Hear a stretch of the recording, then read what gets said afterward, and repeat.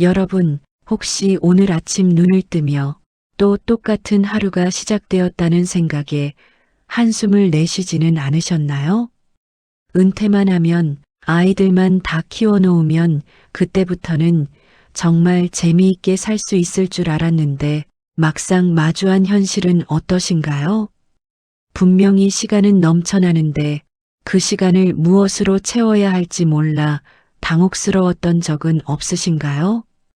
친했던 친구들과의 만남도 예전만큼 즐겁지 않고 좋다는 취미 생활도 며칠 해보면 금세 시들해지곤 합니다. 젊었을 때처럼 가슴 뛰는 일도 없고 그저 하루하루가 무채색으로 흘러가는 것 같아 마음이 시리지는 않으신가요? 아마 많은 분들이 고개를 끄덕이실 겁니다. 나이가 든다는 것이 단순히 신체가 늙어가는 것을 넘어 삶의 흥미와 열정까지 말라가는 과정처럼 느껴질 때 우리는 가장 깊은 고독을 느낍니다. 이걸 설명하기 위해 평생을 성실하게 일하며 노후를 준비했지만 막상 은퇴 후 찾아온 평온함 속에서 길을 잃어버린 한 60대 남성의 이야기를 들려드리겠습니다.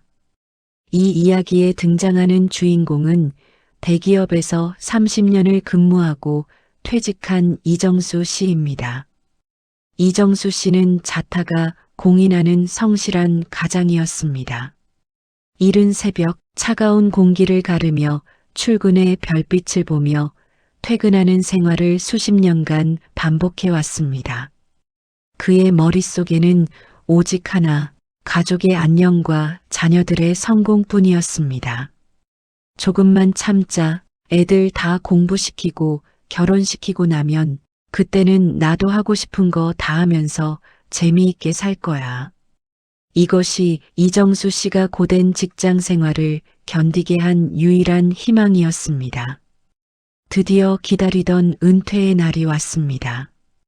떠들썩한 퇴임식을 마치고 집에 돌아온 첫날, 그는 세상을 다 얻은 것 같은 해방감을 느꼈습니다.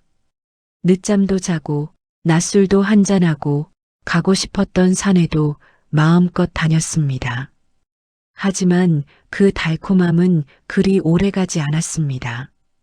한 달이 지나고 두 달이 지나자 산에 가는 것도 지루해졌고 낮술은 몸을 무겁게만 만들었습니다.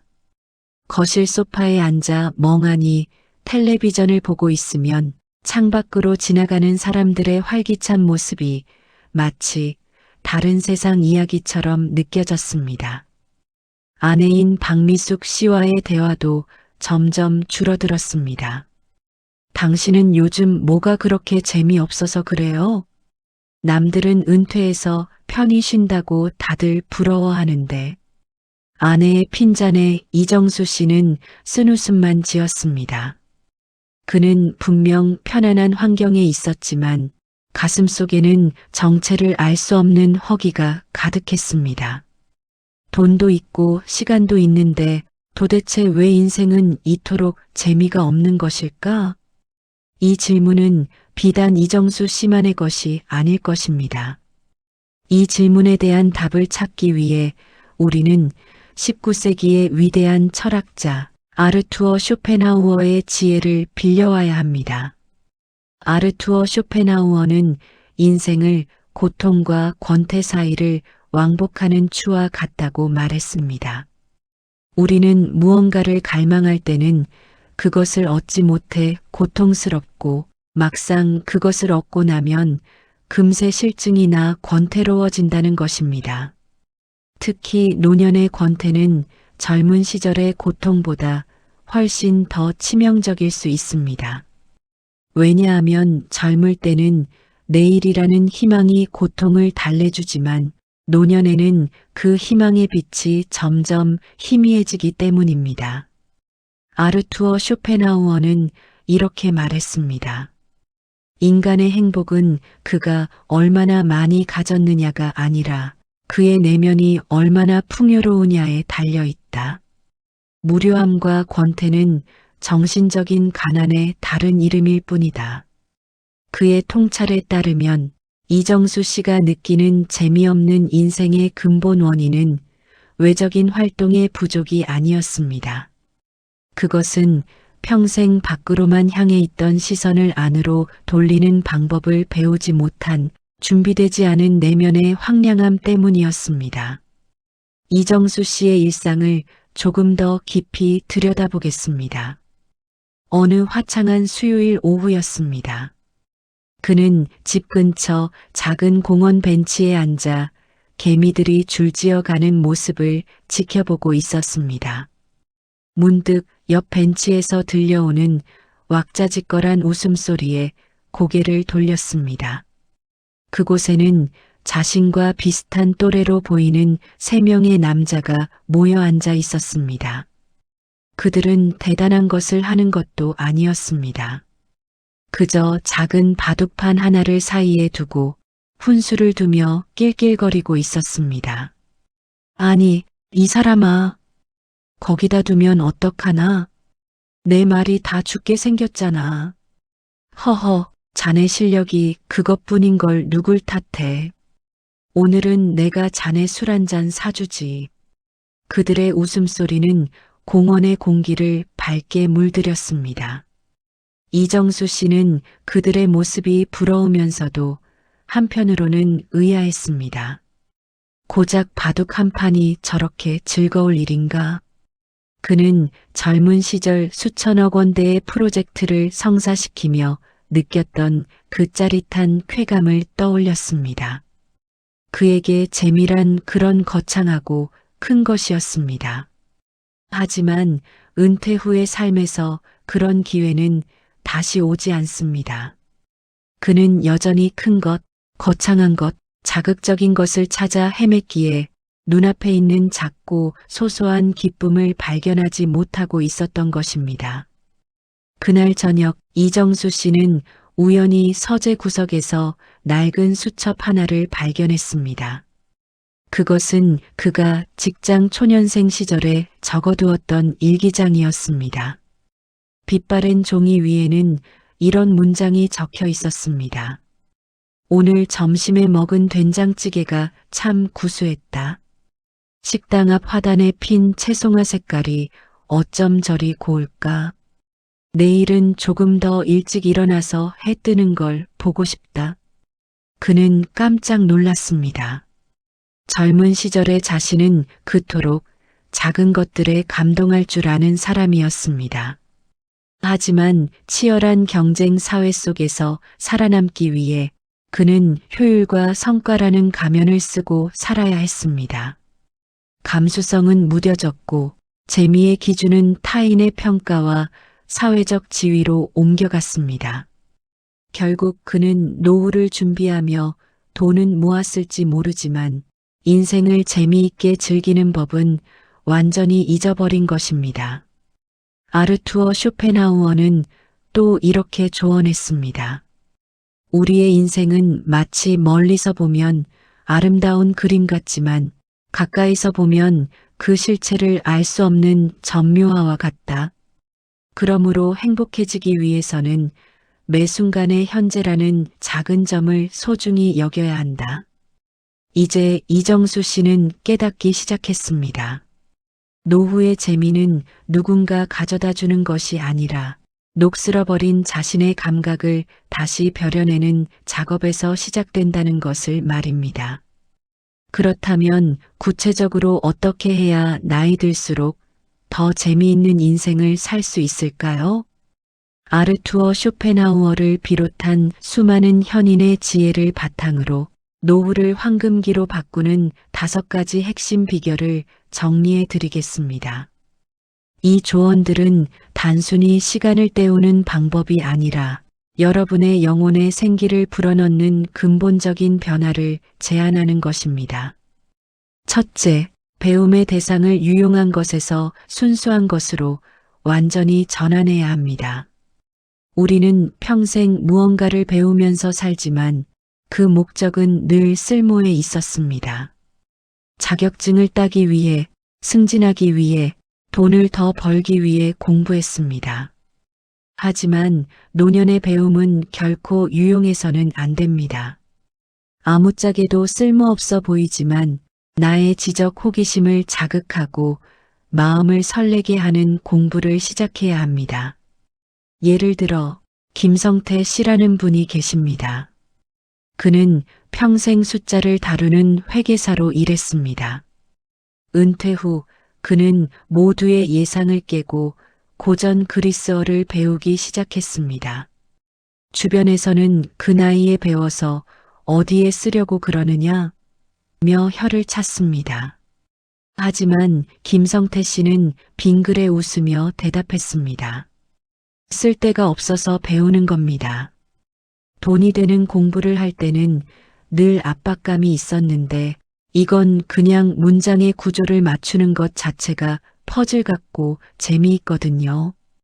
호메로스의 문장을 원문으로 한 줄 읽어낼 때의 그 쾌감은 젊은 시절 승진했을 때보다 훨씬 큽니다. 이처럼 결과나 보상이 없는 공부, 오직 과정의 즐거움만을 위한 공부가 뇌의 노화를 막고 삶의 활기를 더합니다. 역사가, 천문학, 꽃 이름 외우기, 혹은 아주 어려운 악기 배우기 등 무엇이든 좋습니다. 여러분이 한 번도 가보지 않은 지적, 미지의 세계로 발을 들이십시오. 그 호기심이야말로 늙지 않는 최고의 명약입니다. 둘째, 관계의 양을 과감히 줄이고 자신과의 연애를 시작해야 합니다. 나이가 들면 인맥이 자산이라는 말은 더 이상 통하지 않습니다. 오히려 불필요한 모임, 마음에 맞지 않는 사람들과의 만남은 에너지를 갉아먹는 독이 됩니다. 진정한 재미는 타인의 시선에서 자유로워질 때 비로소 찾아옵니다. 최영자 씨는 은퇴 후 수십 개에 달하던 동호회와 모임을 정리했습니다. 처음에는 혼자 남겨지는 것이 두려웠지만 그 시간을 자신을 돌보는 데 쓰기 시작하자 놀라운 변화가 일어났습니다. 그녀는 혼자 극장에 가서 영화를 보고 혼자 멋진 카페에 앉아 차를 마시며 일기를 썼습니다. 처음에는 남들이 나를 처량하게 볼까봐 걱정됐죠.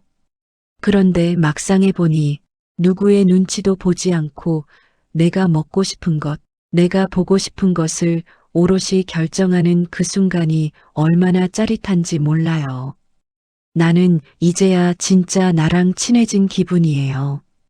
여러분, 고독을 외로움으로 받아들이지 마십시오. 고독은 자신과 함께 있는 시간입니다. 혼자서도 충분히 재미있게 놀 수 있는 사람이 타인과 함께 있을 때도 진짜 매력을 발산합니다. 스스로를 가장 귀한 손님처럼 대접하며 자신이 무엇을 할 때 진심으로 미소 짓는지 관찰하십시오. 셋째, 몸의 감각을 깨우는 작은 의식을 매일 실천해야 합니다. 나이가 들면 감각이 무뎌집니다. 음식 맛도 예전 같지 않고 계절의 변화도 무덤덤해집니다. 이런 상태를 방치하면 삶은 급격히 지루해집니다. 이를 극복하기 위해서는 매일 의도적으로 감각을 자극하는 행동을 해야 합니다. 아르투어 쇼펜하우어는 매일 산책을 하며 자연의 세밀한 변화를 관찰하는 것을 신성한 의식처럼 여겼습니다. 여러분도 여러분만의 의식을 만드십시오.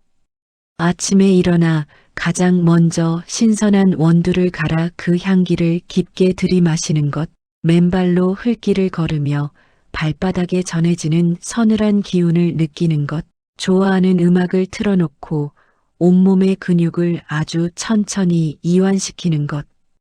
이런 행위들은 뇌에 나는 지금 살아있다라는 강렬한 신호를 보냅니다.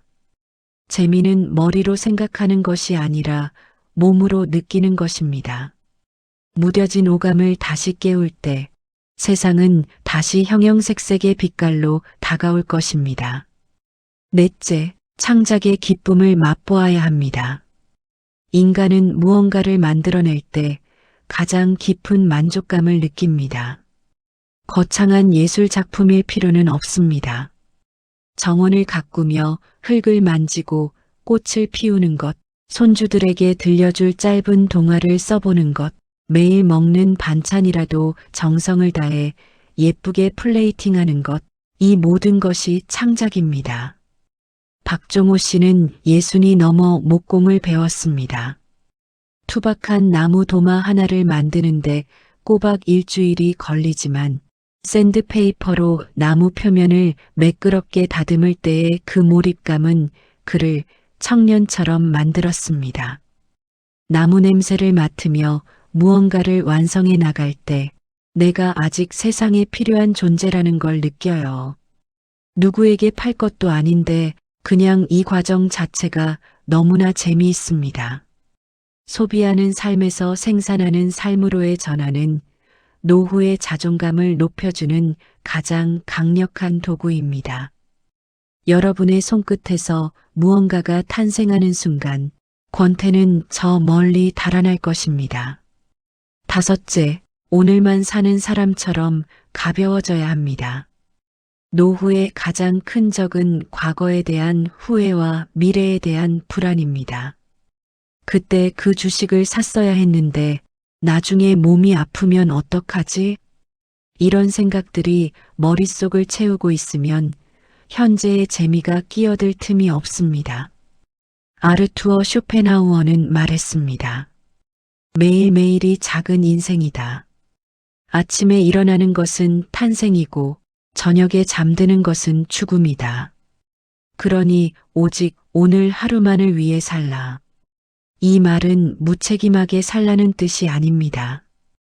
어제 있었던 속상한 일, 내일 해야 할 걱정거리들을 잠시 내려놓고 지금 이 순간 내 눈앞에 있는 찻잔의 온기에만 집중하라는 뜻입니다. 재미있게 사는 노인들의 공통점은 놀라울 정도로 단순하다는 것입니다. 그들은 복잡하게 계산하지 않습니다. 지금 당장 하고 싶은 것이 있으면 바로 실행에 옮깁니다. 에이, 이 나이에 무슨 이라는 말은 그들의 사전에 없습니다. 마음이 시키는 대로 어린아이 같은 천진난만함을 회복할 때 인생은 다시 축제가 됩니다.